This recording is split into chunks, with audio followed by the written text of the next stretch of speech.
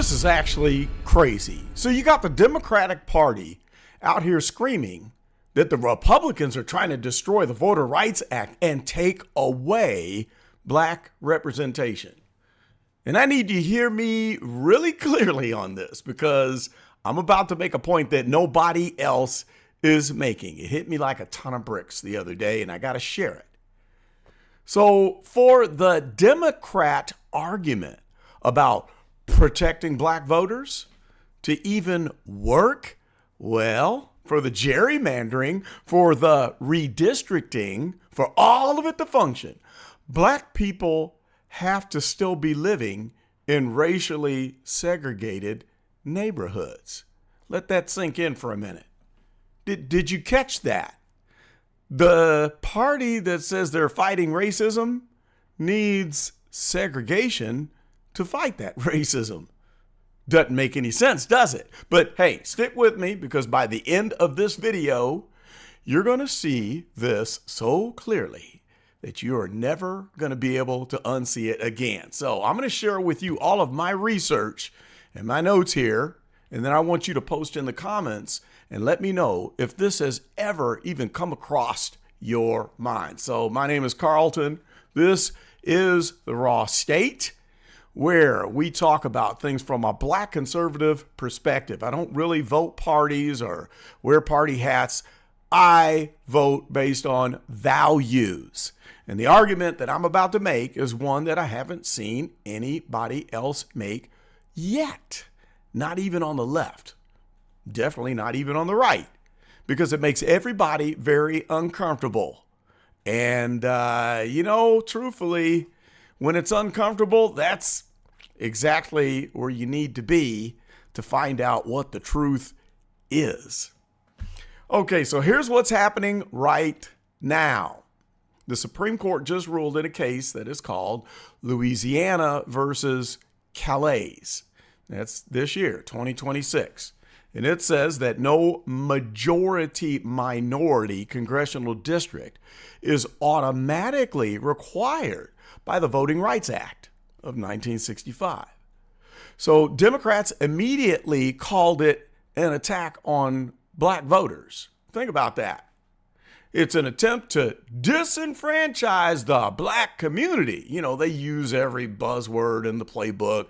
We're taking it back to Jim Crow, and it's Jim Crow 2.0, like they call the Save America Act. But before we talk about what's actually happening today, we got to go back in history, because the party that's making the loudest noise about protecting black voting rights has a history on this issue that they are absolutely counting on you not knowing. Okay, so here's the historical receipts. 1965, the Voting Rights Act. It's one of the most important pieces of legislation in American history. It did a lot. So Democrats love to claim this as their crowning achievement for black America. But let's take a look at the actual numbers from the Senate vote. This is what came to a shock when I first researched this, because I've always heard stories about how the Democratic Party in the South was actually rooted from the Ku Klux Klan. Now, as far as the vote is concerned, the Republicans voted in favor 30-1. That's 94% of Republicans who voted yes on the 1965 Voter Rights Act. Did you know that? Democrats voted in favor 47-17. Not bad. But now get this. Every single one of the 17 Democrats that voted no was a Southern Democrat from Dixieland. So in the White House, it was even more telling. Democrats, or in the House of Representatives rather, not the White House. The Democrats voted 221 in favor and 62 voted against. Well, how'd the Republicans do?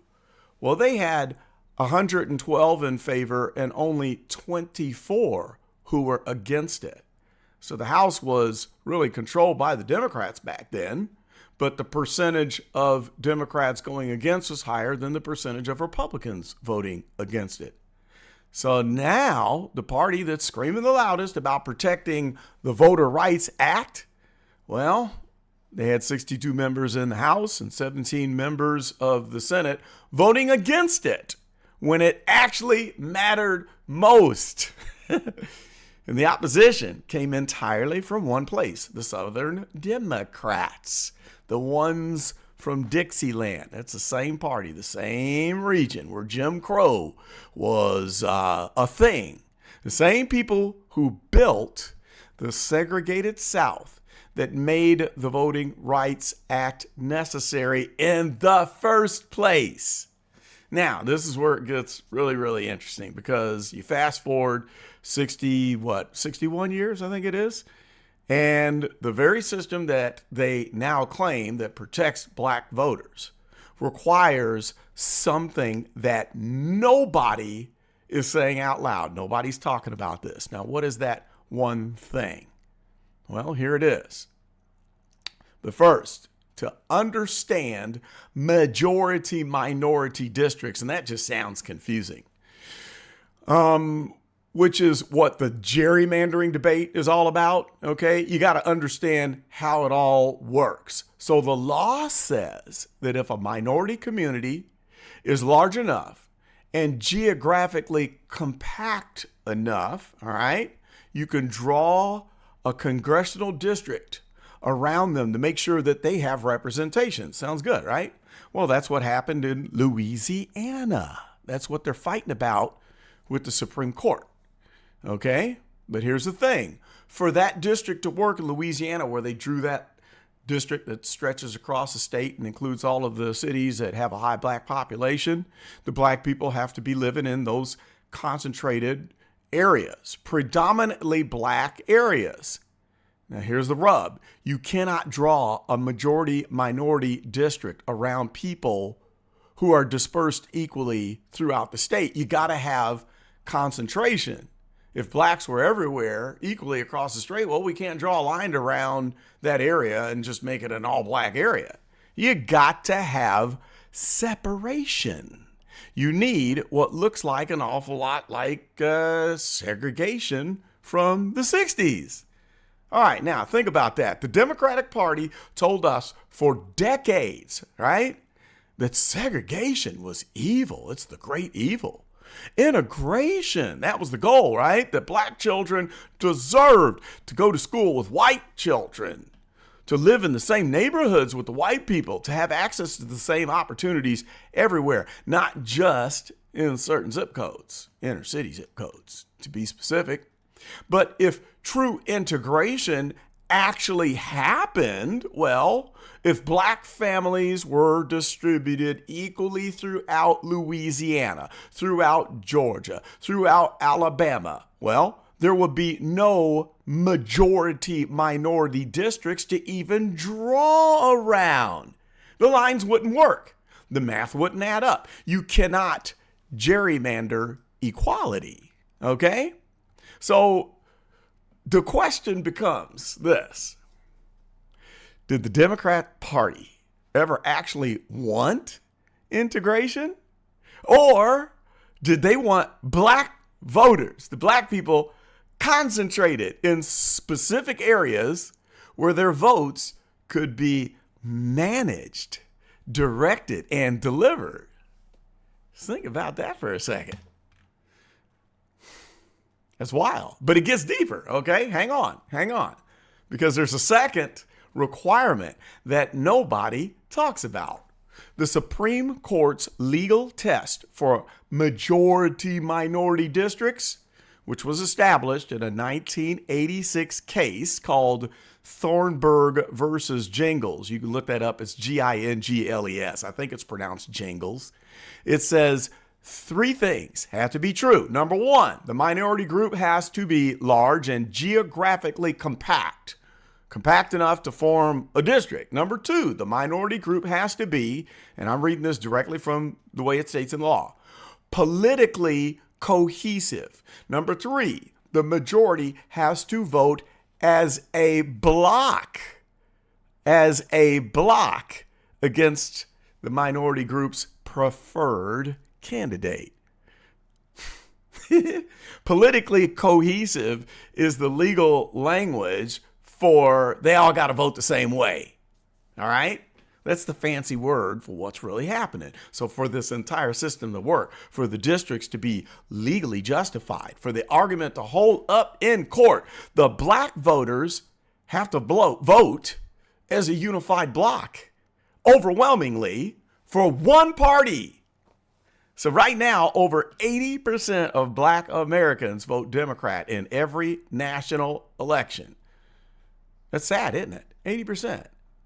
And the Democratic Party, well, they need that number. Not for your benefit, black people, but for their benefit. It's all about the power. Because the moment that number drops to, say, 60%, 50%, 40, or, black population goes 50-50 Republican, Democrat, or 1/3 Democrat, 1/3 Republican, 1/3 independent, well, the justification for drawing those districts around the black neighborhoods starts to collapse. The political cohesion requirement disappears. And so does that guaranteed Democrat seat. Yeah. Think about what that means. The Democrat Party has a structural, legal, political incentive to make sure that black voters never significantly break towards Republicans. Because if we do, their whole map drawing strategy would fall apart. So let me put this whole picture together for you. And I really want you to let it sink in. I want it to sit with you. The Democrat Party, the party that opposed the Voting Rights Act in 1965, right? Well, now they claim to be its greatest defender. Funny how that works out. So the system that they're defending requires black people to be living in racially concentrated, geographically separate communities. In other words, it requires the remnants of segregation to still be in place. And the system requires black voters to vote as a unified political bloc, overwhelmingly, predictably, reliably for the Democrats every single time, without question. Now tell me, what does this sick, it is sick, Freudian slip, what does this system actually serve? Does it serve black America or does it serve the Democratic Party? I think you can answer that yourself, because from where I stand as a black man who grew up in this country, who watched these promises get made and unmade every 4 years, it's the same thing. What I see is a party that drew lines around our neighborhoods, the black neighborhoods, calling it representation. And then they told us that anyone who questions the system is trying to take away our rights. They don't want that. They want the lines. They want the block. They want the guarantee. Okay? So true integration would have ended this entire system. True political diversity in the black community would have ended the system. True empowerment, the kind where your vote is competed for instead of assumed, would end the whole system. Now, ain't it funny how it's the Democratic Party that pushes for diversity, and then that morphed into DEI. They're the ones behind DEI, right? Now, it's sad that DEI doesn't benefit black people. You know who benefits from DEI? White females. And then you get to the white LGBTQIA people, plus, minus, equals, $, whatever. Black people are last on the line. After every culture, DEI puts black people at the bottom of the barrel. So the Democratic Party that claims they're all for diversity and DEI actually needs segregation to stay in place for them to keep their power. And they've convinced black America to fight to protect it, to protect segregation, as if protecting their electoral map is the same thing as protecting our freedom as black people. It's not the same thing. Okay? It's not. And that's what I'm here to reveal to you and tell you. So I want you to do something after you watch this. Don't take my word for it. I want you to do your own research. Look up the cases. Look up Thornburg versus the Jingles case. Look up Louisiana versus Calais, Callais. Look up the 1965 Senate vote. Look at the numbers. Read it for yourself, because because what I just told you, it ain't opinion, it's fact, it's documented, it's in the history books, it's in the law. And then I want you to ask yourself, why isn't anybody on mainstream media explaining it this way? Why aren't they? Why isn't this the conversation? Well, I'll tell you why. It's because this conversation leads somewhere where they don't want you to go. I want to hear what your thoughts are. Have you ever pondered this? Have you ever realized that the Democratic Party needs segregation to keep their power? Answer that question. I don't care if you're a Democrat or a Republican. You're all welcome to post your comments, but tell me, do you support segregation? Do you still support gentrification? Do you support racial gerrymandering and making these maps that depend on segregation? Let me know in the comments. That's all I got for this one. We'll talk about this more in the very near future. This is Carlton, and I'm out.